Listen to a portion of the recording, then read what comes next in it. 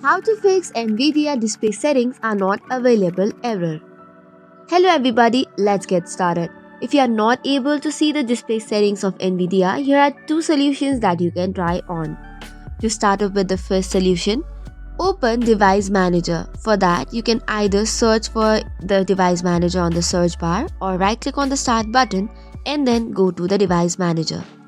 Once you click on it, select Yes to give the permission, and then the Device Manager will open. From here, go to Display Adapter and select the NVIDIA display settings. Right click on it and then go to the driver and then click on Disable Device. Once this is done, click on OK and then again do the same step, that is right click on your display adapter and then go to Properties, go to Driver and this time select on Enable Device. Once you click on OK and check for the NVIDIA settings, it should probably be fixed. However, if it does not, let's move on to the next solution. For this, you have to open any of your browser and go to the GeForce Experience.